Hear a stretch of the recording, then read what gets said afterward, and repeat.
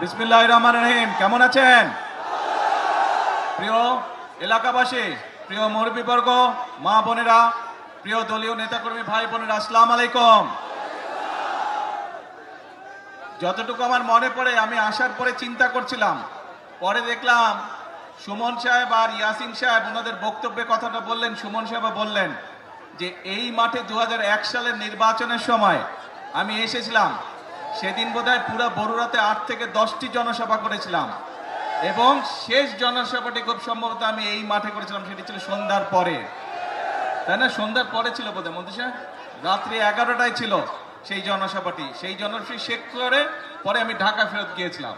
তো এখন কথা হচ্ছে, আসার সময় তো আপনাদের দাবি টাবি শুনলাম, আপনারা যে দাবিগুলা করছেন শুনলাম।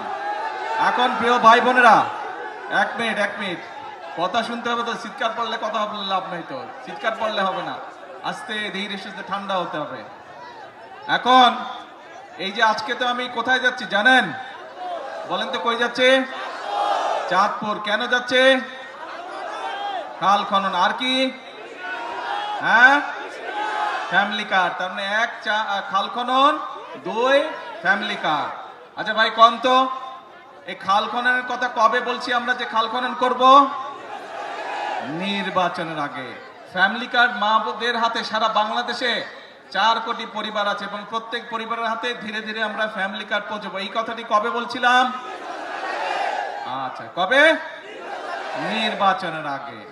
আরো তো আছে, কৃষক কার্ডের কথা বলছিলাম, মনে আছে? কৃষক কার্ড কি দেওয়ার কাজ শুরু করেছে? কবে বলছিলাম? নির্বাচনের আগে। তারপরে এখানে আসার সময় দেখলাম বিভিন্ন মসজিদ মাদ্রাসার ইমাম সাহেবদের, খতিব সাহেবদেরকে, তাদের ব্যাপারে একটা কথা বলছিলাম। বলেন তো কি বলছিলাম? আমরা বলছিলাম তাদেরকে আমরা সম্মানের ব্যবস্থা করব। সেই কাজও আমরা কি শুরু করেছি? সেই কাজও আমরা শুরু করেছি। বাংলাদেশে প্রায় 7,000 মসজিদ বলেন, মাদ্রাসা বলেন বা বিভিন্ন অন্য ধর্মের যেগুলো প্রতিষ্ঠান আছে, সেখানে যারা ধর্মীয় গুরু আছেন তাদেরকে আমরা রাষ্ট্রের পক্ষ থেকে সম্মানের ব্যবস্থা করেছি। তার মানে দাঁড়ালো কি, যেই কয়টা বললাম, আমরা দেশের মানুষকে বলেছিলাম খাল খনন করব, আপনারাই বললেন কাজ শুরু করেছি। দেশের মানুষকে আমরা বলেছিলাম আমরা মা বোনদের হাতে ফ্যামিলি কার্ড পৌঁছে দেব, সেটাও তো শুরু হয়েছে নাকি? আচ্ছা, দেশের মানুষকে আমরা বলেছিলাম আমরা কৃষক ভাইদের হাতে কৃষক কার্ড দিব, সেই কাজ শুরু হয়েছে? এখনো পুরোপুরি শুরু হয়নি, অল্প করে শুরু করতে হয় প্রথমে, কিন্তু শুরু তো হয়েছে নাকি?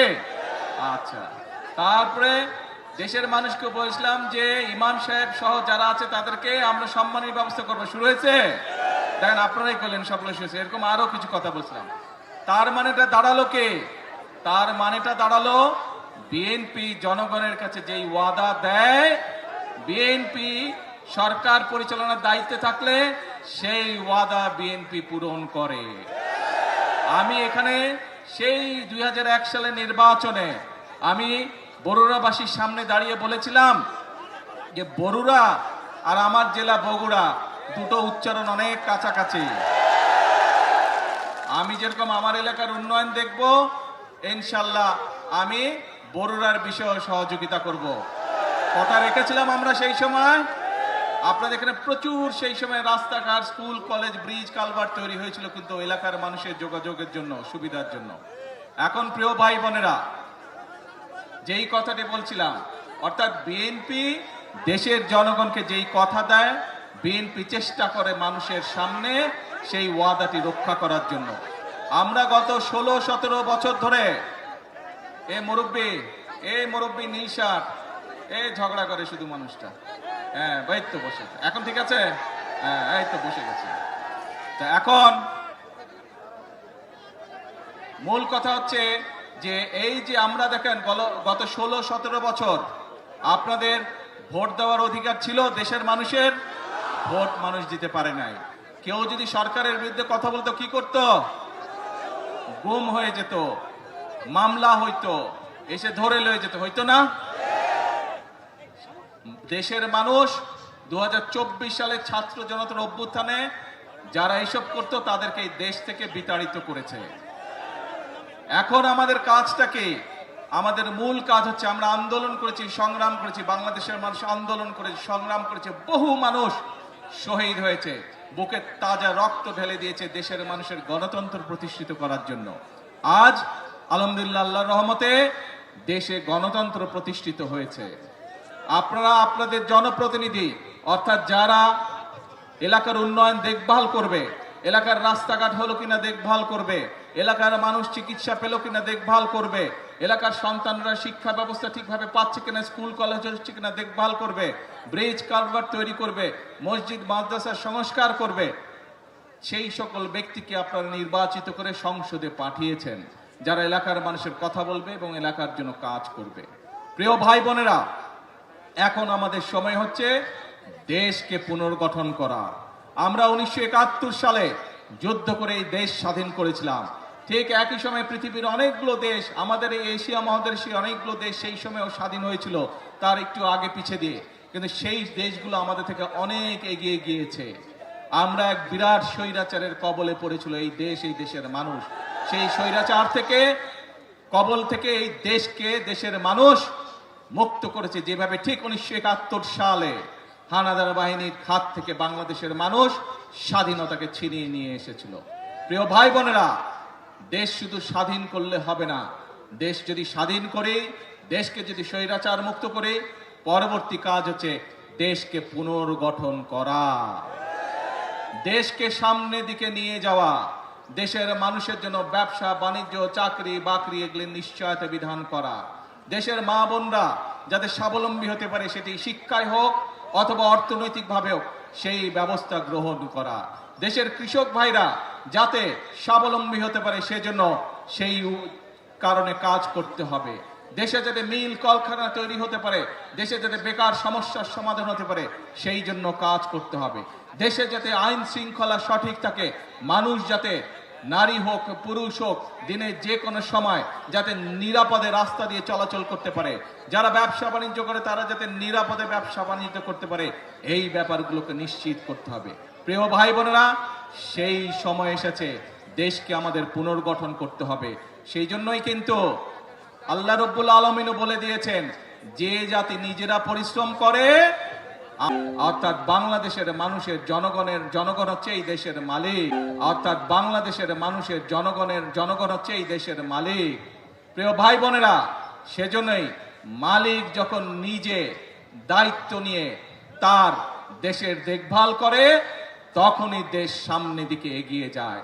এবং মালিক আজ দায়িত্ব দিয়েছে বিএনপি নামক একটি রাজনৈতিক দলকে বিগত 12 তারিখের নির্বাচনের মাধ্যমে। কারণ আমরা আমাদের যে সকল পরিকল্পনা বাংলাদেশের মানুষের সামনে নির্বাচনের আগে উপস্থাপন করেছিলাম, দেশের মানুষ 12 তারিখের নির্বাচনে সেই ম্যানিফেস্টোকে, সেই পরিকল্পনাকে সমর্থন দিয়েছে এবং বিএনপিকে সরকার গঠনের সুযোগ দিয়েছে। প্রিয় ভাই বোনেরা, এবং সেজন্যই আপনাদের কাছে যে সকল ওয়াদা আমরা দিয়েছিলাম, সেই ওয়াদাগুলো পর্যায়ক্রমিকভাবে আমরা বাস্তবায়নের কাজ শুরু করেছি। কারণ এই যে আপনারা যে দেশের মালিক জনগণের সমর্থন বিএনপির সাথে আছে।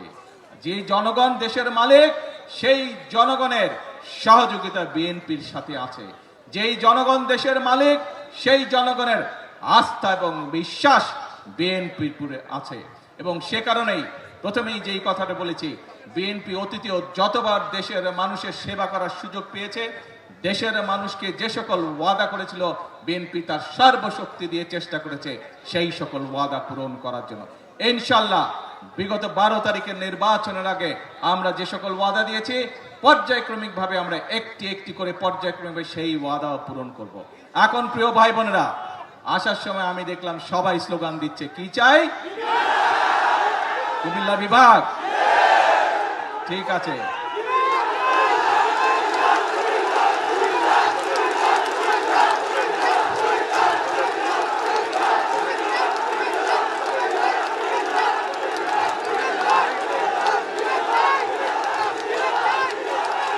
কথা শুনতে হবে তো, কথা না শুনলে কেমন করে হবে? কথা কি বলি শুনতে হবে তো মনোযোগ দিয়ে। এই দাবিটি যদি চিল্লালে লাভ হবে না ভাই, ঠান্ডা মাথায় কথা শুনতে হবে।